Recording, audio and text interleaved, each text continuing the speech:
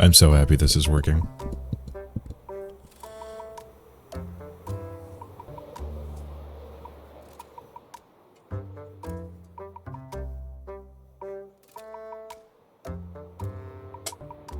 I didn't even need to recast the spell. Dude, that's awesome.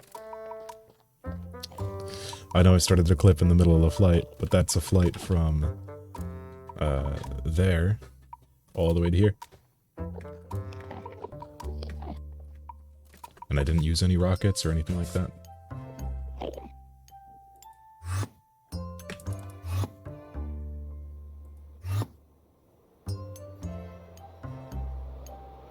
Now we get going again. I'm so happy that I can do that. That's actually really cool. Can I just glide at this angle?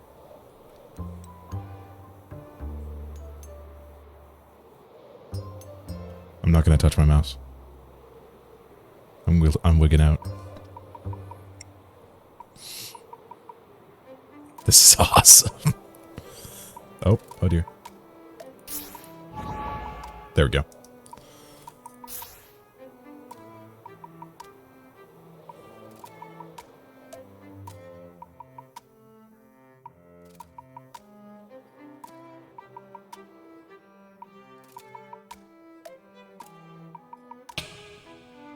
Sick.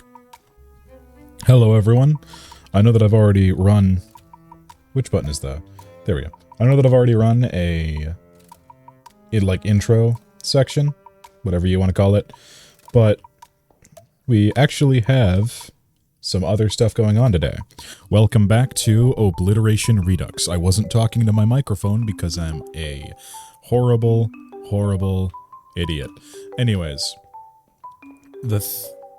This episode's going to start out in our storage room, or in my storage room, I don't know. I'm not sure how often to use plural pronouns for myself, I don't know. But we are starting here because I need to update this thing, and I already am kind of updating this thing. I'm going to throw in a clip, probably around here-ish, showing what I'm actually doing to this storage system, and then I'm going to just full swipe, full send, do it. Because my biggest problem with this entire design is the fact that I can't... I haven't been able to use this wall at all. It's just been empty. Because I'm currently running the equivalent of a monorail, where water just goes all the way down this end. And that's not great. So what I'm doing now, I'm going to show in a clip, and then I'm just going to hammer it out really quickly. You can already actually kind of get a hint by seeing this blue ice. Yeah. Let's get that done. Okay. So this is going to sound like the ramblings of a madman for a hot second. And I know that this looks bloody awful, but I'm going to explain what I'm doing right now. I'm trying to make it so that my storage system can actually work on both walls while still being an item sorter. And that's actually a super, it took me a while to think about that, but I'm going to be abusing the fact that I have beams literally every 2 blocks, kind of supporting the entire system. And I had the idea a while ago to try to make big loops that would loop around and loop back. And that was back when I was thinking that the hoppers would still be here, on top of the chests, essentially, just right behind them. And then I thought, wait a minute, what if I put the hoppers that were actually sorting the goods on the pillars, and then they fed into the hoppers that feed the chests? So that's what we're doing now, and it makes it much, much cleaner. But also, I can finally use now the right-hand side of my storage space. If I actually implement this, which it'll be pretty straightforward to implement. If I do it right, you know. The thing is that... Mic adjustment, 1 second. The thing is that, running this won't actually be that difficult, and I'm also abusing, as I mentioned before, the fact that I have the beams, but every now and then in the beams, as you can see, an ice block comes up. And I think that we can actually make this look aesthetically pleasing by slapping on some trapdoors. And these will be more randomly placed because the ice blocks are... I'm going as far as these things will let me go. And so the ice blocks will be a bit more sporadically placed. Potentially there won't be a need for them every now and then. But it'll look like sort of damage has occurred, and then these will also be like dripping, which would kind of add like a cool effect to make it look a bit more like a creepy basement. I'm all in for that entire idea of, what do you call it, static motion. But this will be great because I can actually move my storage to the other side of the room. And to note, back when I was thinking like, oh, I'm going to have to do big loops, it was going to be like this far out maybe, and then go like this. And it's this super weird shape that I came up with. And I was like, I can't use that. It's going to go out the side of the cliff. Yeah, I'm a big dumb idiot. I forgot that there's actually a few important things that happen to items when you're running them through the gauntlet, but I need to lock these hoppers first really quick. I have it so that this over here, the first one that's sorting anything, here we go. This one here is rigged up to sort for fireworks, so I've been using those to like test the system, because I've also been trying to learn how to fly with an elytra. Again, I haven't killed the Ender Dragon yet. Like, in my actual gameplay, this is the first... This series is the first time I've killed him. Her. Ender Dragon's a girl. But, pay attention to that one, because if we drop in our item, hopper's locked, hopper's locked. The thing is that the way that items work in water streams like this is that they don't actually, like, turn with the water like you might assume they would, like a player kind of does. Because we can see that the player, when in water, the player kind of moves with the water. Items don't do that. Items do a special, fun, kind of stupid thing. And what they actually do is that they build up so much momentum that they just go in the direction the water's telling them to go until they're forced to stop. And then they go in the only other available direction. So, what an item does is, as you can see, it hits the backboard, and then it goes over here until it hits the backboard. Then it goes over here until it hits the hopper that it's designed to fall into. But, with that in mind, if we take an item, now we toss it in again, we can see that it actually spends a lot of time on each hopper. And that's great because it means that I don't need to build in the redundancy again. Because before, the reason that I had, the reason that I had 2 hoppers for every chest, or 2 sorters for every chest, was entirely so that I could make it so that if an item accidentally slid over one of the hoppers, then it would get picked up by the other one. And it would have this nice redundancy feature. That's not required anymore, which is fantastic. But as we can see with this hyperrail kind of organization, this look here, we can see actually that it's quite possible. None of these are organized to sort for fireworks, but because of how quickly this firework moves down the hyperrail, we can actually see that it's quite possible that it would skip over a... It would skip over one of the hoppers. And that's actually a problem that I've already run into in the normal storage system that I'm very glad that I've seen a couple of times, because it reaffirmed my efforts for that kind of... Ugh. I can't think today, man. Too tired. That redundancy feature. So now we actually have the redundancy feature in just the fact that items kind of move stupidly in Minecraft. So we can use that to our advantage. And then these, of course, will also be sorting out for different items. And I might move some chests around, but that entirely depends upon how much is in each chest. But I'm going to be implementing this very shortly into the world. I just wanted to show off that I've done it. I've made this thing. Check it out. It's cool. Anyways, that's my TED Talk, and that's my redstone explanation. It's functioning off of the same item sorters as before, it's just the item sorters go to the right rather than going down. That's the only difference. Yeah, and then this water stream is overly complex, and I'm very glad that I live next to an icy mountain. I feel like a goblin. I don't have the drive to stand up straight, because I'm going to be going back up there anyways in a second. Where the hell are the dark oak logs? Planks.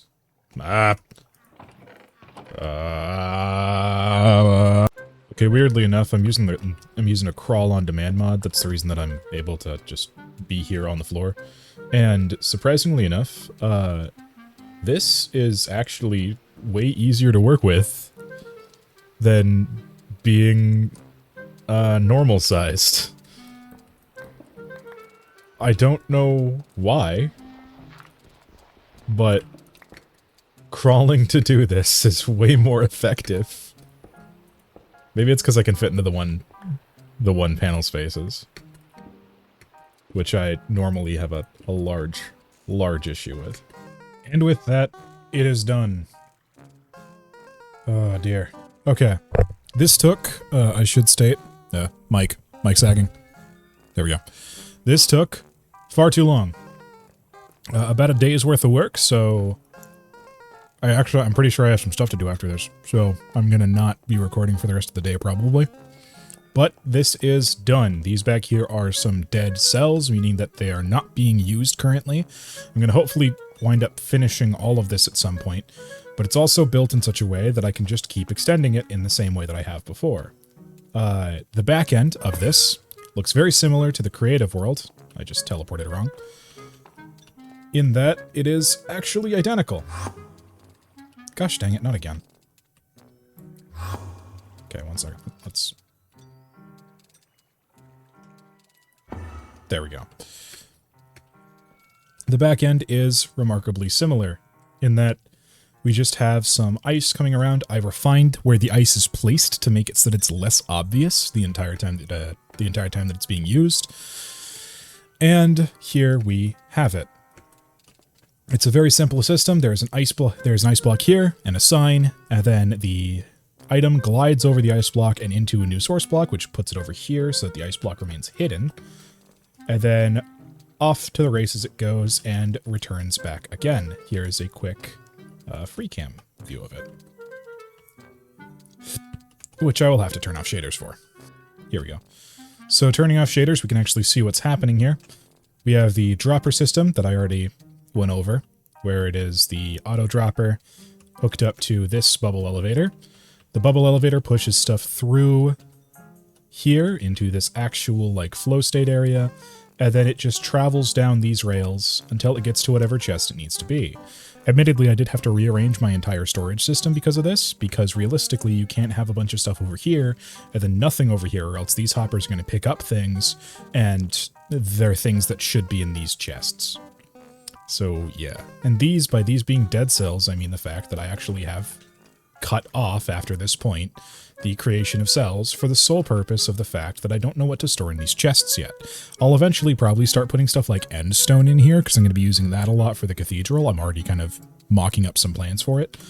But as far as I am concerned for now, that's the wrong button. As far as I'm concerned for now, this is as good as I need it to be. Now, to actually look at what we have in storage. It is really simple. I just did exactly what I was trying not to do. There we go. It is really quite simple. I'm not going to be honest, I don't like how everything voxels is making the floor shiny, but it's fine. I should get this out of my hand. In these chests, we have, of course, what is marked to the left of them, and in these chests, it is the same thing. These are all the blocks, once you actually walk into the area, that are being used for the core color palette of the entire build. Like, everything is going to be built using this kind of calcite, white concrete powder, polished diorite, and these black stone blocks, deep slate blocks, and these stone blocks, as well as this polished andesite, and this unpolished andesite. Every house is going to have that kind of thematic look to it, of that moisture, the same way that I've done the floor here, the same way that I've done the ceiling here. I'm surprised I don't have a chest for dark oak logs, but I do kind of harvest to requirement there. With these, it's just dirt and grass, as to be expected, and then these, I don't know what I'm going to be putting in here. Anyways, yeah, this is finally done, and I can now actually start working on the inside of the library. For the inside of the library, I'm thinking that I'm probably going to wind up using the Stronghold's bookshelves to start off the bookshelving process, because there's a lot of libraries in Jung's Better Strongholds. So let's go down there and well, harvest some ancient tomes.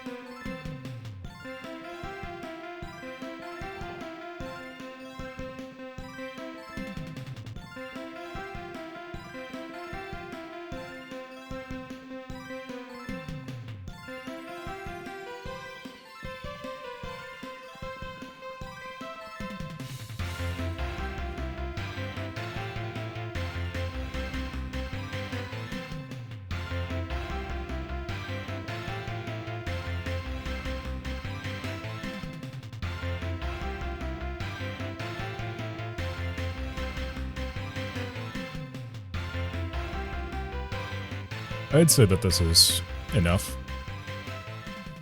It's a lot. It'll work. Yeah. Now off to working on the actual library. I really love this. This is awesome.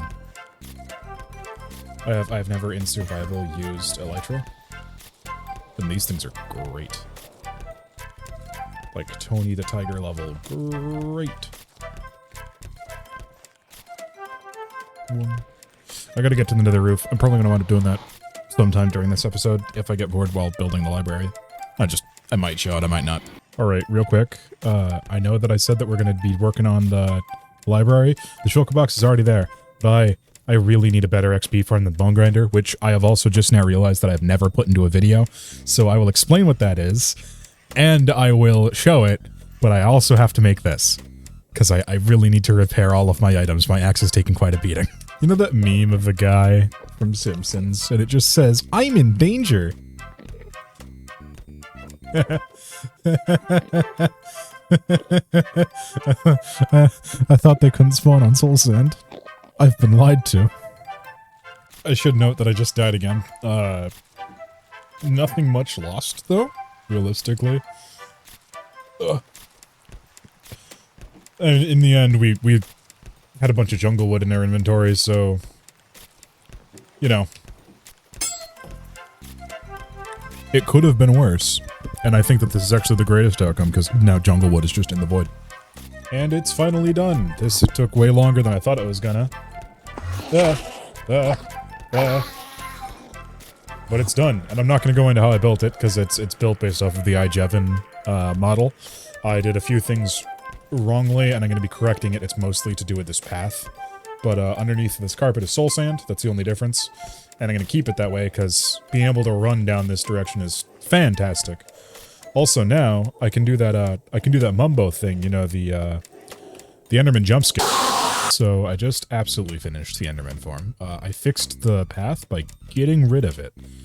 Now, the important thing to keep in mind is that I'm always going to have an Elytra on me, realistically, and the farm is just going to be this ominous obelisk.